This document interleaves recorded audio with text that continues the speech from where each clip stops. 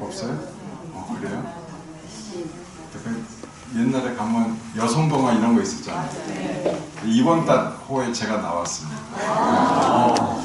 제가 왜 나왔냐면 요새 나는 절로라고 해가지고 젊은 연인들 결혼시키는 걸로 해가지고 제가 주목을 많이 받아가지고 또 그 다음에 저기 어디죠? 아침마당 섭외가 왔는데요. 거기는 안 나간다고 했어요. 요즘 바빠가지고 거기 안 나가고 제가 여기 온 겁니다.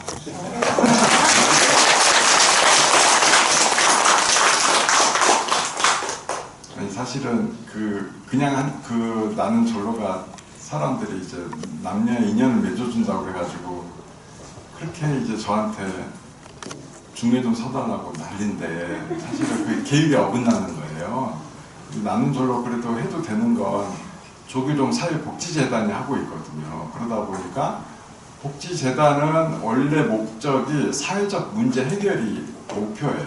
사회복지사들은 어디에 복지 서비스를 제공할 곳이 있나 하면 그런 데 찾아가서 이제 하거든요. 근데 지금의 한국 사회 문제는 저출산 문제가 너무나 심각하기 때문에 그곳에서 시작을 했고 이게 제 개인으로 하는 게 아니고 그런 복지재단이 하는 거기 때문에 저는 계율에서는 조금 자리가 없다. 그렇지만 이제 뭐든지 하려면 잘 돼야 되잖아요. 잘 돼야 돼. 그러니까 사실은 그게 한 10년간 넘게 했는데 잘 안 됐던 프로그램이에요.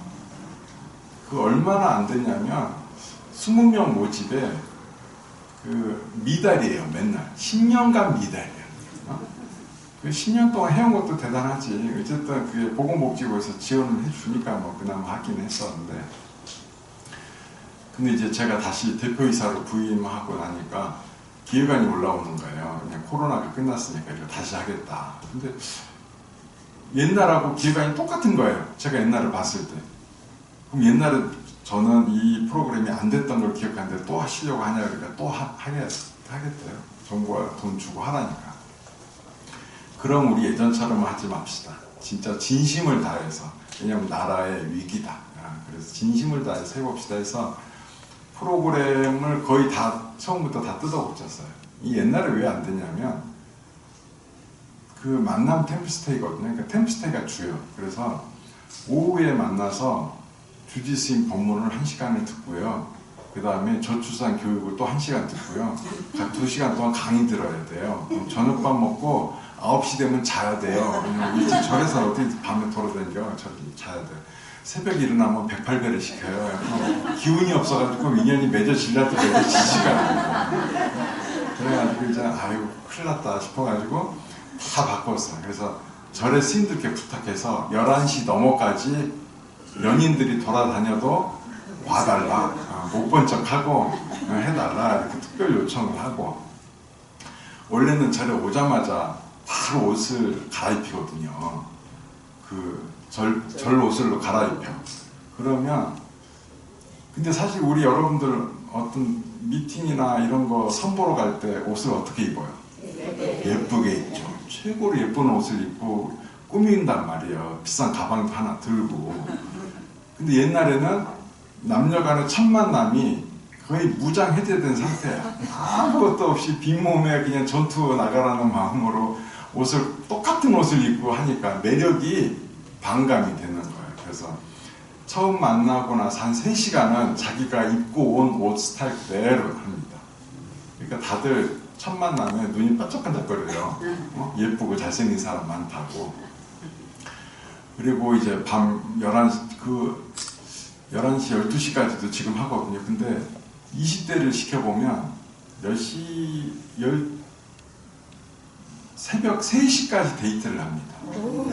왜냐면 기운이 좋아요. 체력이 좋아가지고 그때까지도 계속 상대방을 바꿔가면서 얘기하고 진솔한 대화를 해야 1박 2일밖에 안 되니까 빨리 사람을 심성을 좀 알아내고 싶잖아요. 궁금하잖아요. 그러니까 특히 이제 잘생기거나 예쁜 여성이 있으면 줄을 씁니다. 오래 걸리죠. 40대를 해보니까 밤 10시 되면 피곤해서 잘 나오질 않아. 큰일이요. 뭔가 이게 체력이 중요하구나 생각이 들고, 그리고 이제 또 그 밥 먹을 때도 그냥 안 먹어요. 게임을 해서 좋은 이제 높은 거 장기전 하거나 이래서 높은 점수 얻으면 불교 퀴즈도 열고 높은 점수 얻으면 이제 데이트권을 줘요. 어쩔 때는 여자가 갖고 어쩔 때는 남자가 가져서 자기가 원하는 사람을 찝는 거죠. 찝었다. 그래서 거기서 인연이 많이 맺어지고, 제일 인연이 많이 맺어지는 건 원래 저희가 하면은 항상 한 절에서 했어요. 서울에 흥국사라고. 그러니까 거기는 자기가 각자 차를 타고 와요. 그리고 시작을 하는데, 저는 이제 문득 그 생각이 든 거죠. 절이 가진 재산이 굉장히 많다. 아름다운 절, 관광으로 갈 수 있는 멋진 곳이 많은데 왜 한쪽에서만 하냐. 그래서 버스를 타고 여행을 떠나자. 여행의 설레임에 남녀가 만나는 데이트한다는 설레임이 들면은 훨씬 더 인연이 잘 이루어지지 않을까? 그래서 떠나기 시작을 했습니다. 그랬더니 지금 요번 달에 첫 번째 결혼 커플이 나오거든요. 그리고 다음 달에 또 결혼을 또 해요. 내후년에, 그러니까 내년 되면 한 5커플 정도가 지금 결혼할 건데, 보면 다 버스에서 이루어진 사람들. 그러니까 약간 첫눈에 반한 그 사람들이 지금 다 결혼을 합니다. 왜냐하면 버스가, 제가 일부러 버스를 태우는데 길도 제가 좀 돌아가 했거든요. 길게 데이트 하라고. 그래서 그 안에서 휴게소를 한 번만 가도 되는데 한 3번 가요. 갈 때마다 가고 탈 때마다 바꿔 타는 거죠. 그래서 거기서 그 데이트라는 게 그래 탁탁 붙어서 하잖아요. 그러니까 뭔가 느낌이 남다른가 봐요. 그러니까 어쨌든 거기서 너무 잘 이루어지고, 굉장히 그 일들이 잘 이루어지고, 저희 쪽에 오는 커플들은 자녀까지 다 계획을 해요. 지금 사실 1호 커플은 이미 생겼어요. 근데 그 커플이 11월 달에 결혼하는데 9월 달에 혼인신고를 했기 때문에 거기 이미 부부예요. 그래서 전부 다 둘, 셋씩 애를 낳겠다고 맹세한 사람들만 우리가 받아주고, 애 계획 없습니다. 그럼 바로 서류 탈락이고요. 애 하나 있어도 긴가민가 하다가 저희는 꼭 둘, 셋 낳겠습니다. 그러면 무조건 합격. 뭐 이렇게. 우리 목표가 저출산 해결이니까. 그래서 그 덕분에 대통령 상도 받고, 그리고 또 조선일보에서 주는 아이가 행복입니다 어워즈, 한국 상공회의서 주거든요. 최태원 회장한테 제가 또 대상도 받고, 아무튼 그걸로 상을 많이 받았습니다. 또 덕분에 뭐 방송계에서도 이런 것들이 굉장히 흥미로운지 굉장히 취재를 많이 왔고요. 제가 국내는 안 간 데가 없습니다. 라디오는 양희은의 여성시대에도 가고, 뉴스 프로그램만 제가 MBN, KBS, SBS 막 나갔고요. 그 다음에 이제 유재석 씨하고 또 7시간 반을 촬영을 했습니다. 놀면 뭐하니. 제가 2번 나갔거든요. 2번 나간 이는 저밖에 없습니다. 한 번 나갔는데 저는 한 번 나갔는데 15분 나갔어요. 근데 너무 재밌다고 한 번 더 하자고 해갖고 제가 2번을 촬영을 했습니다. 유재석 씨는 직접 뵈니까 뼈밖에 없어요. 너무 마음이 안타깝더라고. 저를 열심히 다닌다고 하는데. 어쨌든 근데 너무 이게 사람을 잘 배려하고, 근데 그분이 말을 많이 안 하더라고요. 실제로 찍어보니까. 근데 잠깐 말한 건 다 나왔어요. 그러니까 얼마나 방송을 잘 아는지 방송에 나갈 만만 하는 거예요. 그렇더라고요. 그래서 그리고 제가 또 외신에도 많이 나갔습니다. NHK 나갔고요. 독일의 슈피겔지, 그다음에 뉴욕 타임즈까지도 제가 인터뷰를 했습니다. 그러니까 한국의 이제 그 기사들을 대부분 약간 한국의 저출산 문제가 얼마나 심각하면 결혼을 안 하는 스페인까지 나섰습니다.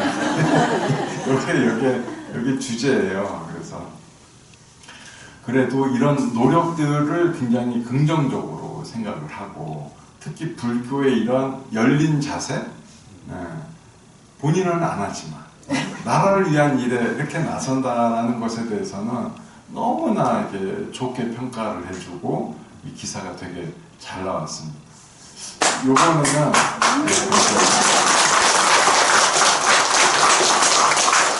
그 기조가 계속 이어져서 저는 근데 지금은 자리가 바뀌었어요. 그래서 조계종 기획실장으로 갔고 지금 새로운 대표이사 승인이 하는데 그럼에도 불구하고 그게 이제 워낙 그 나라 전체에 히트를 했기 때문에 계속 이어져 오고 있거든요. 그래서 요번에 그 직기사 편에서는 영국의 BBC에서 촬영을 했다고 합니다. 그래서 불교 프로그램 중에 가장 근래 들어서 세계적인 프로그램이 아닐까. 연등회와 템플스테이 빼고 나면 지금은 가장 핫한 프로그램이 됐습니다.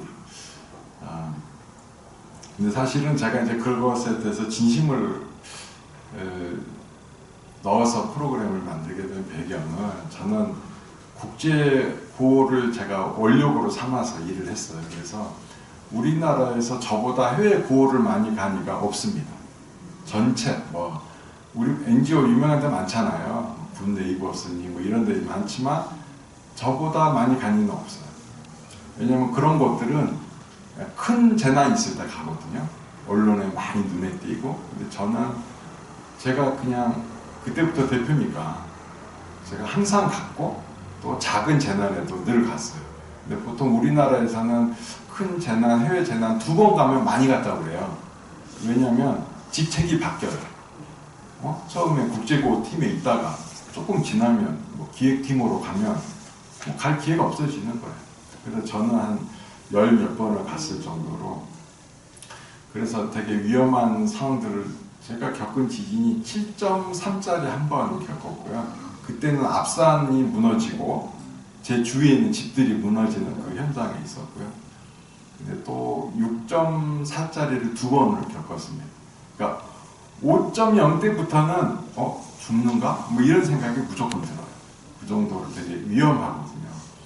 그런 속에서 생명이 죽어가는 것들을 전 너무 많이 봤어요. 그러다 보니까 어떤 생각이 드냐면 이게 생명이 진짜 귀하구나. 이렇게 이 금생에 인간으로 태어났다는 것이 너무나 귀한 일이고 그 안에서 가장 진실하고 가장 훌륭한 가르침인 부처님의 가르침을 만난 것이 정말 경전 속에는 그런 이야기가 나오지만 몸으로 저는 그걸 겪었습니다. 그래서 이런 생명의 소중한 것들을 그냥 보내서는 안 되겠다. 그래서 또 우리는 그런 게 있잖아요. 또 우리가 개발도상국, 최빈국 개발도상국을 지내오면서 지금은 선진국까지 끌어올려 놨잖아요. 선진국 됐으면 내 자식들한테는 선진국 구경도 좀 시켜줘야지. 왜 결혼을 안 하고 왜 애를 안 낳아가지고 자기는 선진국을 누리면서 자식들은 구경도 못하게 하고 그래서 되겠나 싶어가지고 제가 이런 일에 진심을 담아서 이렇게 하게 됐습니다. 그래서 이런 일들이 정말 꼭 필요하고 여러분들도 사실 애들이 결혼하기가 쉬운 환경은 아니긴 하지만 그럼에도 불구하고 그런 일들은 꼭 필요하다. 그리고 요새 출가자도 잘 없습니다. 저 때는 2남 2녀거든요. 저는 2남 2녀니까 전 막내예요. 그래서 혼자 계산을 해봤죠. 난 출가하고 싶은데 출가도 되려나? 이렇게 했는데 계산을 해보니까 4명 중에 1명은 빠져나가도 되지 않을까? 이 생각도 하게 되고. 근데 저희 속가 모치는 그 카톨릭입니다. 카톨릭이어서 제가 한번 떠봤어요. 저의 출가를 허락할까? 그래서 어머니 제가 그 신부님 되면 어떻겠습니까? 그러니까 절대 안 된다.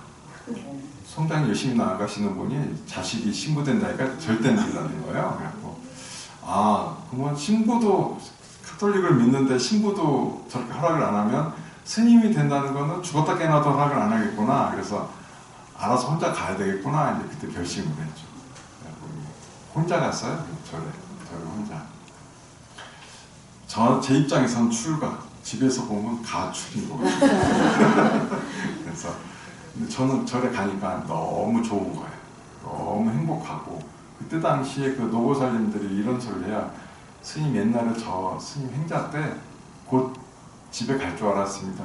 왜 그렇게 생각했어요? 그러니까 절에 오니까 맨날 생글생글 웃고 다니다는 거예요. 저를 저렇게 좋아하면 금방 식는다.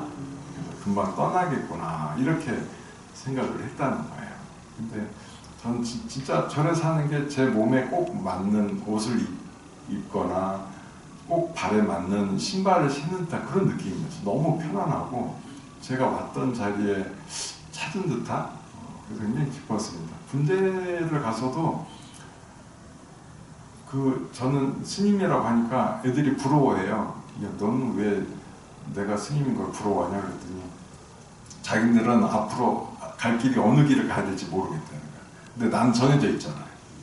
잠깐 군대에 있지만 다시 나가면 스님 될 거라서. 그래서 자신의 앞길을 모른다는 것이 저렇게 삶의 어려움을 또 주기도 하는구나 싶었습니다. 그래서 저는 이 출가해서 그 후회함이 한 번도 없고 지금도 늘 기쁘게 지내고 있고, 다만 아쉬운 거는 우리나라가 저출산 문제가 돼가지고 점점 출가를 안 한다는 것에 대해서 큰 걱정이 아무튼 있습니다. 불교가 사실 옛날부터 그 조선시대도 출가를 많이 안 했잖아요. 그 왜 안 했을까요? 그 유학자들이 불교를 공격한 것 중에 하나가 머리를 깎는 것이 큰 불효다. 그러니까 집을 떠나는 것, 부모의 곁을 떠나는 것이 불효다라는 프레임을 씌운 거예요. 그래서 집에서도 자식이 출가한다 그러면은 왜 그걸 절에 가려고 하냐, 막 집에서도 말리는 것이 기본 풍토가 된 거예요. 불자인 분들도 자식 집에서 떠난다면은 말리고 그래요. 근데 이것은 그냥 우리가 그렇게 일종의 가스라이팅을 당한 거다, 제가 보니까. 왜냐하면 제가 동남아시아 쪽 불교 이런 곳에도 가보면 거기서는 출가가 효예요. 출가가 효야. 그래서 어떤 일이 있냐면 태국에 옛날에 그 굴에 선생님과 아이들이 한 14명이 거기에 갇혔어요. 그래서 그 아이들을 꺼내왔거든요. 꺼내왔을 때 근데 구출 대원 중에 한 명이 외국인이한테 가다가 사망을 했어요. 그래서 이분들이 와서 뭘 했냐, 선생님과 아이들이 한 명이 기독교라서 걔 빼고 전부 다 출가를 했습니다. 왜 출가를 했을까요? 이게 중요한 포인트. 그게 효기 때문에, 그러니까 돌아가신 분의 명복을 비는 거예요. 부처님께서 이게 계시다가 이제 부처님 되신 뒤에 저기 하늘 세계로 잠시 올라가십니다. 왜 올라가시냐? 그 모친이 하늘의 신으로 태어나신 거예요. 모친에게 설법을 하러 가시거든요. 가서 본문을 이제 한철 동안 거기서 사시고 내려오신 장소가 어디냐면 쌍카시아라고 있어요. 인도에. 그때 수많은 제자들이 부처님을 맞이하기 위해서 가거든요. 이 장면이 그 불교 국가에서는 굉장히 중요한 장소고 굉장히 중요한 장면이에요. 왜냐하면 부처님이 되신 뒤에 하신 게 뭐다? 어머니를 위해서 설법하러 간 거예요. 그러니까 부모에게 효도를 다하는 건 뭐다? 스님이 되는 것, 설법하는 것. 그래서 태국은 부모님이 돌아가시면 단기 출가를 합니다. 단기 출가를 해서 부모님의 명복도 빌어드리고 출가한 것 자체가 또 큰 효기 때문에 공덕을 쌓는 것이기 때문에 그렇게 하는 거죠. 그래서 네팔 같은 경우는 부모님이 돌아가시면 삭발을 해요. 이 네팔은 이제 약간 힌두교가 많이 섞였기 때문에 그 정신은 좀 희석이 됐지만 그럼에도 불구하고 출가를 했었던 전통이 있기 때문에 출가는 못해도 머리라도 깎는 것입니다. 그래서 그런 것들이 정말 귀한 거다. 스님이 된다는 것은 너무나 귀한 거다라는 것입니다. 사실은 저는 출가를 했지만 저희 속가 집을 저는 간 적이 10손가락 안에 들어요. 거의 안 갔어요. 무슨 일이 있으면 이제 잠깐 갔거나 얼른 오고 그랬는데 그런 지가 한 30년이죠. 저는 지금 생각해보면 너무한 거 아닌가, 너무 속과에 너무 무심한 건가. 근데 저희 때는 사실 그런 교육을 받아가지고 아무튼 그랬습니다. 근데 제 상자는 자주 가더라고요. 근데 제가 볼 땐 좋아 보이더라고.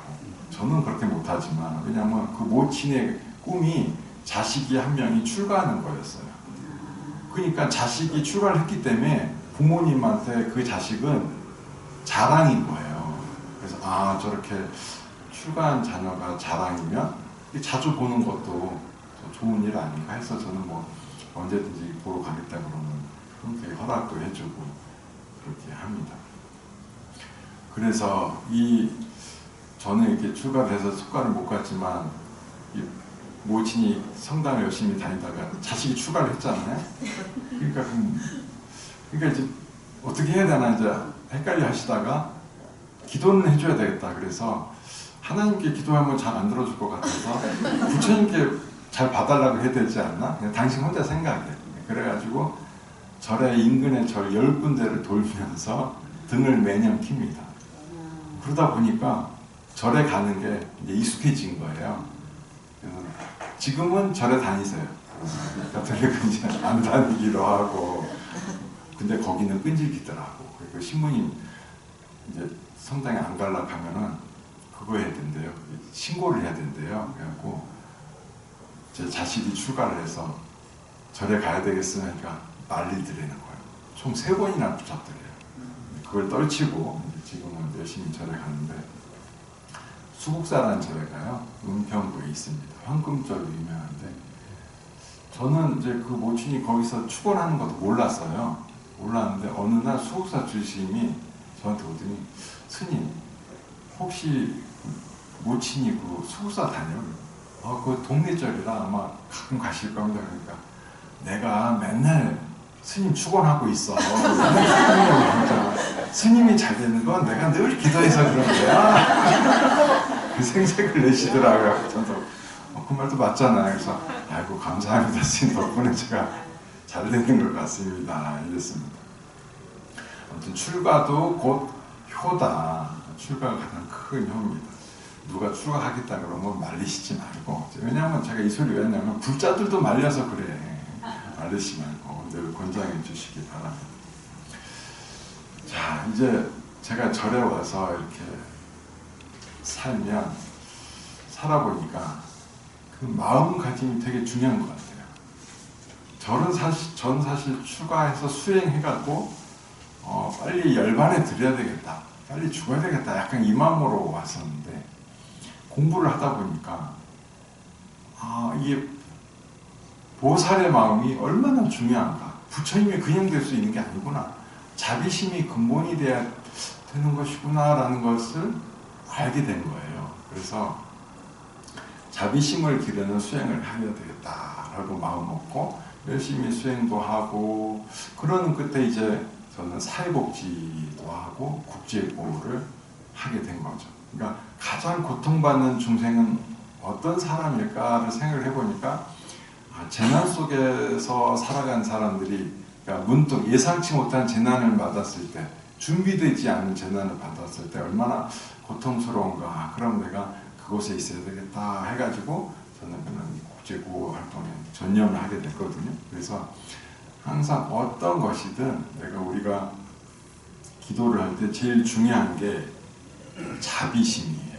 자비심이 없으면 기도가 진행이 안 돼요. 자비심이 있으면 다음부터 기도를 해야 됩니다.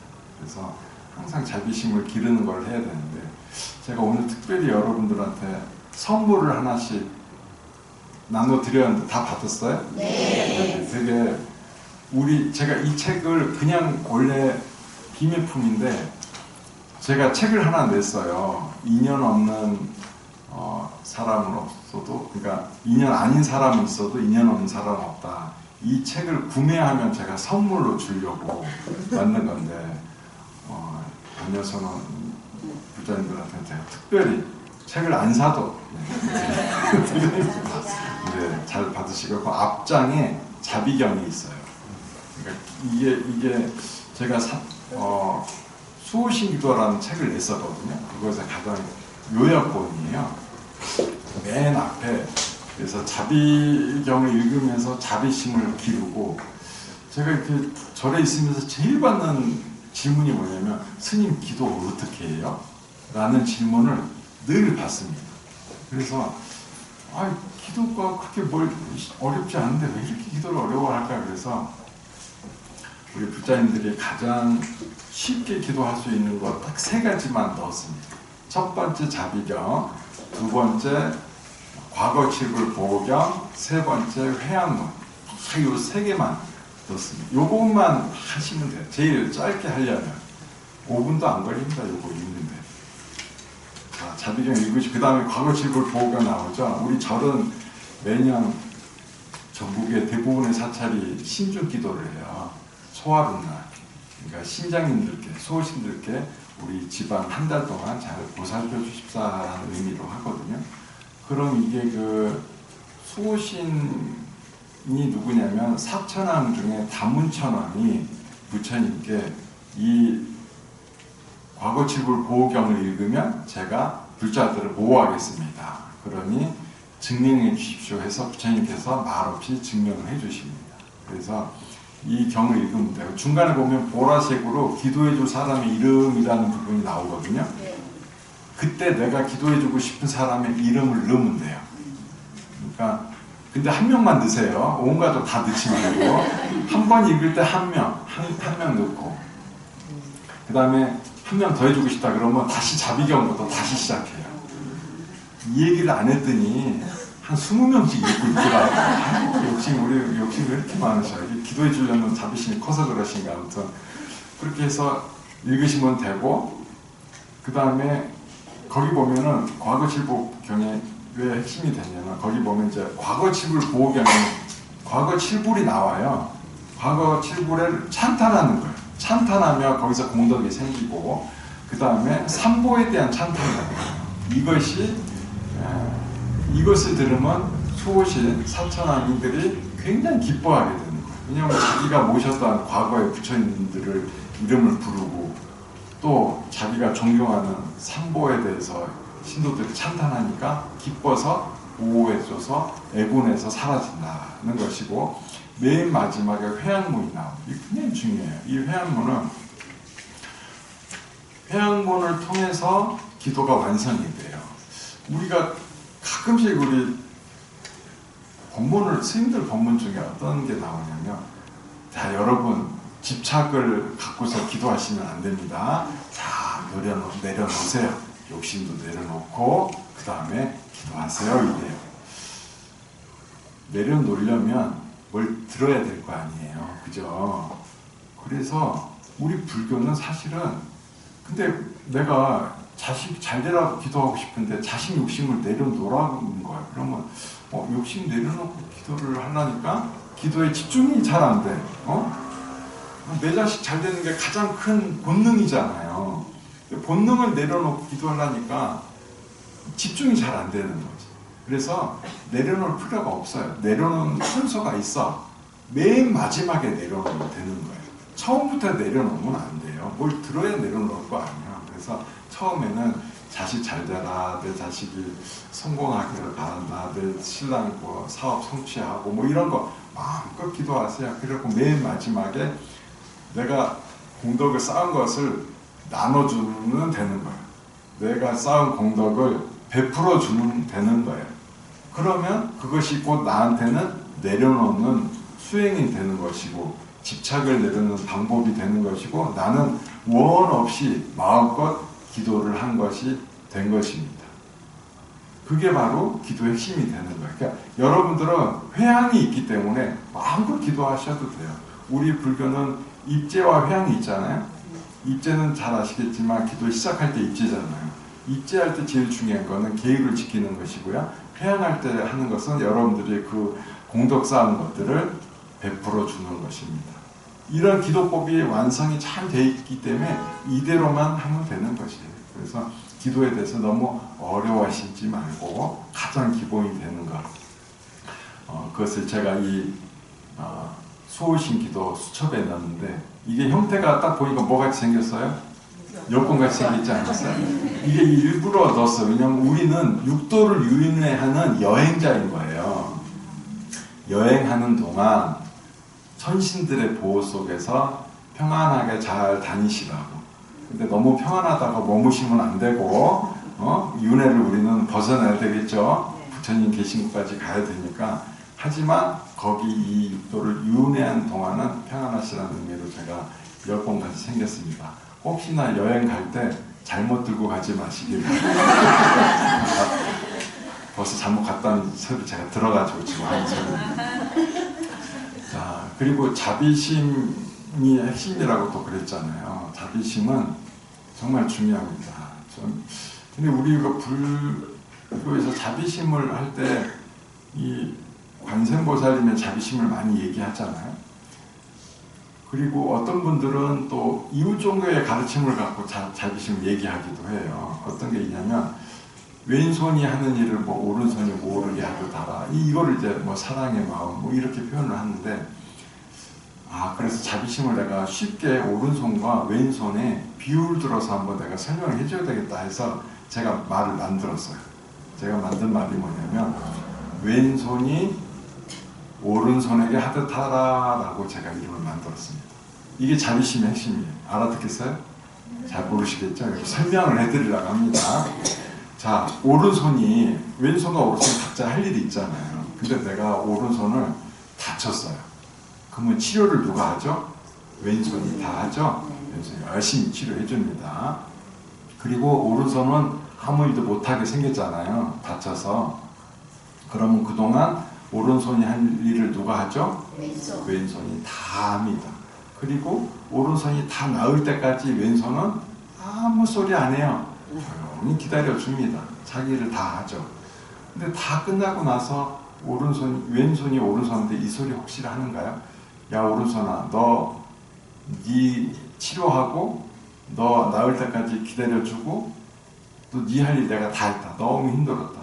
너 이제 왼손 내가 좀 쉴 테니 오른손 네가 내 거 대신해라. 이렇게 하는가요? 안 하죠. 왜 안 할까요? 아니, 왼손과 오른손이 구분이 어디겠어요? 이건 이름일 뿐인 거지.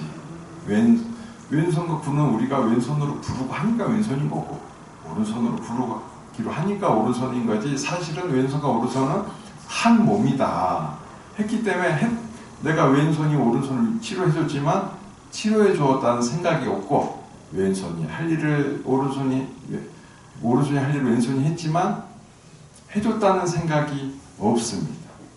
이게 바로 뭐죠? 둘이 아닌 경지죠. 왼손과 오른손은 둘이 아니다. 중생과 보살이 둘이 아니고 중생과 부처님이 둘이 아니다.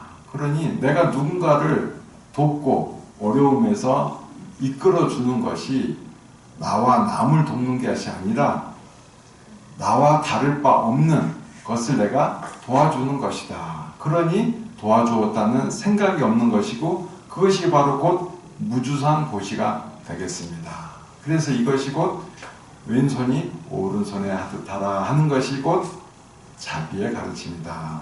이제 이해가 되죠? 네. 그래서 혹시나 이제 누군가가 왼손이 하는 일을 오른손이 모르게 하듯하라 하면은 그거보다 더 높은 가르침이 있습니다 하면서 왼손이 오른손에 하듯하라라고 설명을 해주시면 이 설명이 바로 곧 부처님의 자비심을 가장 바로 정확하게 일러준 것일 것입니다. 잘 기억하시기 바랍니다. 자, 그래서 우리가 기도를 할 때 이 자비심으로 항상 기도를 해야 되고, 제가 요즘 저는 되게 호기심이 많은 성격을 갖고 있어요. 그래서 제가 그 호기심이 많다 보니까 저희 노스님 시자를 오래 살았거든요. 한 5년을 살았는데, 왜 자청에서 살았어요. 왜 자청에서 살았냐면 도대체 큰 스님은 왜 큰 스님 소리 듣고 저렇게 사실까? 왜 큰 스님일까가 너무 궁금한 거예요. 그래서 곁에서 시자를 하면 읽을 수 있을 쪽을 보니까 알겠지 라고 해서 제가 큰 스님 곁에 시자를 살게 된 거예요. 살다 보니까 진짜 큰 스님이 왜 큰 스님 소리 듣는지 알겠더라고요. 왜냐하면 중생들에게 한없이 자비스러워. 그러니까 어떤 불자님이 곧 돌아가실 날이 얼마 안 남았어요. 정말 시주도 오래 하고 했는데 하필이면 그분이 계시는 곳이 기독교 병원이 되는 거예요. 잘못하다가는 십자가보다 돌아가시겠구나 싶으셔가지고 작은 원부를 모셔다가 그 원부를 모셔두고 저만 하는 마음으로 한 6시간을 기도하시는 거예요. 그리고 그분을 병원에까지 찾아가서 그 원부를 보면서 기도하라고 하고 기도법도 알려주시고 옆에서 연불도 해주시고 그러고 하시더라고요. 그러니까 중생들을 위한 자비심이 그렇게 지극하시고 그 다음에 또 뛰어난 게 신심이 그렇게 대단하세요. 신심이. 저는 저희 노스님이 절하시는 걸 보면은 신심이 옆으로 뭐 뚝뚝 떨어진다는 느낌이 옆에서 느껴지는 거예요. 모든 정각을 항상 다 참배를 하시고 절 한 번 한 번에 지극한 마음으로 이렇게 절을 하는 거예요. 그러니까 공덕이 그렇게 많아질 수밖에 없는 거죠. 그래서 큰 스님 소리를 들으시는구나. 그리고 제가 또 큰 스님 시자 살면서도 되게 기뻤던 건 뭐냐면 우리나라의 큰 스님들 중에 저희 노스님을 방문 안 한 스님이 안 계세요. 저희 노스님은 이제 녹자 원자 스님으로 총무원장도 하셨고 동국대 이사장도 하셨었는데 그러다 보니까 저희는 그때 당시 밥상을 들어서 갖다 드려야 돼요. 다 도자기로 된 자기로 된 거라 그렇게 무거워. 근데 저는 뭐 그때 20대였으니까 제가 우리나라 큰 스님들 중에 공양을 안 갖다 드리신 분이 없어요. 그래서 나도 복을 참 많이 지었구나 라는 생각이 들었습니다. 그래갖고 이제 제가 또 그 기획실장이 됐잖아요. 기획실장이 되니까 갑자기 또 궁금함이 옛날부터 있던 궁금함이 또 생겨. 총무원장 스님은 어떻게 해야 총무원장 스님도 될까? 또 갑자기 궁금해지는 거예요. 이제 저도 이제 다른 거 사회국장도 하고 이래저래 조기동 사회국제당 뭐 대표이사도 하고 상임이사도 하고 많이 했지만 가까이는 그 자리는 가까이는 없어요. 근데 기획실장은 총무부장과 가장 옆에 있는 자리라서 선생님도 쭉 관찰을 해보니까 왜 총무장 된지 또 알 것 같아요. 왜냐하면 이 세상에 뭐 국회의원이랄지 장관들이랄지 이 나라를 이끄시는 분들이 원장 스님께 좋은 말씀 들으려고 많이들 오시잖아요. 그러면 그런 분들 또는 또 당신이 잘 아시는 분들이 오실 때도 또 저녁 공양이나 점심때 오찬이나 만찬 그분들 할 때도 항상 부처님법을 얘기해요. 늘 입 열 때마다 본문인 거예요. 사실 그렇지 않은 분들도 많거든요. 그렇지 않아요? 그런데 그거 보니까 저게 괜히 큰 총무원장 되시는 게 아니구나. 바로 중생들을 위해서 법보시를 저렇게 일상으로 늘 하고 계시니 저것도 공덕을 쌓는 것이구나 생각이 들었습니다. 그 다음에 또 총무부장 스님이 계세요. 제 위가 몇 분이 없는데 총무부장 스님 제 바로 위인데 그 스님은 성은 수자세요. 그 스님께서는 그렇게 많이 베푸세요. 많이 베풀어. 그분만 만나면 들고 가는 게 한 보따리. 스님이 된장 만드시고요, 도자기 구우시고요, 주경 구우시고 뭐 안 하시는 게 없거든요. 한 보따리 받아갑니다. 그래서 저렇게 보시를 많이 하시니 저분의 공덕도 어마어마하겠구나. 그 다음 자리는 저잖아요. 난 뭘 했을까? 이렇게 쭉 살펴보니까 저도 만만치는 않습니다. 저도 국제구호 하면서 수많은 사람의 생명을 살리고 가장 고통받는 사람의 곁에 있었고 그래서 이게 복 많은 게 최고다. 복 많은 게. 복 많으면 뒤로 잡아줘도 돈 죽고 일어난다고 하잖아요. 그래서 복과 공덕을 쌓는 것이 최고겠구나. 그래서 저는 앞으로 이 자리도 마찬가지지만 우리 불자님들한테 자주 하는 이야기가 복과 공덕을 많이 쌓으셔라. 그러려면은 남을 위한 기도를 많이 해줘야 되고, 그리고 그러기 위해서는 기본적으로 자비심을 길러야 된다. 그리고 자비심을 통해서 시작을 하게 되면 보시도 많이 하셔야 돼요. 이 육바라밀의 첫 번째가 뭐죠? 보시죠. 육바라밀을 많은 분들이 각각 이해를 하세요. 보시가 있고 지게가 있고 이렇게 한다고 생각하는데 사실은 그게 순서도예요. 보시가 있어야 그 다음에 지게가 있고 그 다음에 인욕으로 가야 그때부터 수행의 단계로 가는 거거든요. 보시 있으면 공덕이 생기잖아요. 공덕이 생기면 자연스럽게 불보살림으로 가는 가장 밑거름이 되는 거예요. 보시 없이 지게와 인욕으로 간다? 그 다음에 뭐 불보살이 되는 성취가 있다? 그거 불가능합니다. 제일 먼저 보시를 해야 돼요. 필수 항목입니다. 필수 항목. 그래서 그 보시가 또 뭐예요? 자비심을 기르는 거예요. 베풀고 공양 올리고 이런 것이 다 공덕을 쌓는 것이고 자비심을 기르는 수행인 것입니다. 우리가 일상 속에서 이런 것들 당연하게 여기는 것이지만 당연한 것이 가장 중요한 것이다. 제가 엊그제 제가 유튜브를 많이 하는데 악플이 달렸어요. 악플이 뭐냐면 아프니까 악플이요. 악플이 뭐가 달렸냐면 스님 너무 쉬운 법문 하는 거 아니에요?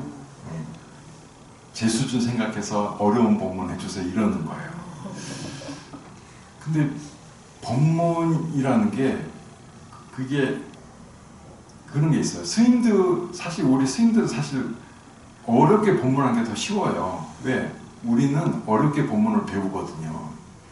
부처님의 법문은 불자님들을 대상으로 할 때와 스님들 대상으로 할 때 완벽히 달라져요. 그러니까 스님들을 대상으로 할 때는 스님들은 부처가 될 씨앗이잖아요. 그러니까 아주 혹독하고 엄하게 아주 바로 갈 수 있는 어려운 법을 해주지만 제가자들은 소유의 얽매여 있거든요. 스님들은 출가, 집가가 중심에 있어요. 집을 떠난 존재고 집이라는 게 소유를 뜻해요. 얽매임에서 떠난 존재고 그 다음에 불자들은 뭐예요? 재가자라고 부르잖아요. 집에 있다. 소유에 얽매여 있다. 소유에 얽매여 있는 사람이 성불하기는 많은 어려움들이 있는 거예요. 출가자보다는 좀 더 어렵겠죠. 그러다 보니까 그러면 그냥 재가자로서의 훌륭한 삶에 대해서 얘기를 해주시기 때문에 재가자를 위한 법문은 굉장히 쉽습니다. 근데 우리 스님들은 좀 어려운 법문을 듣다 보니까 그거를 제일 잘 알아요. 그러다 보니까 우리 스님들이 법문하면 생각보다 어렵게 나오는 거예요. 그렇게 할 수밖에 없어. 저는 그래서 제가 하는 법문의 주제는 부처님께서 불자들을 대상으로 했던 법문만 제가 추려서 합니다. 그러다 보니까 좀 쉽다고 하는데 저는 그 소리 들으니까 기쁘더라고요.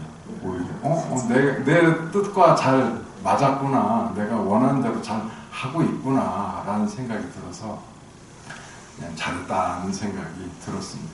그래서 우리 불자님들도 쉬운 것이 기본이 되는 것이 가장 중요한 것이다. 그래서 우리 여기 이곳에 오셔서 스님들 법문 듣고 또 기도하고 부처님 전에 공양 올리고 이런 것들 일상이고 늘 당연시 하지만 더 많이 하고 더 자주 하고 더 공경과 기쁜 마음으로 하셔야 됩니다. 그렇다면 우리 부처님들의 앞길은 훤히 열리고 소원 성취도 잘 되고 뜻한 바는 분명히 이루어질 것입니다.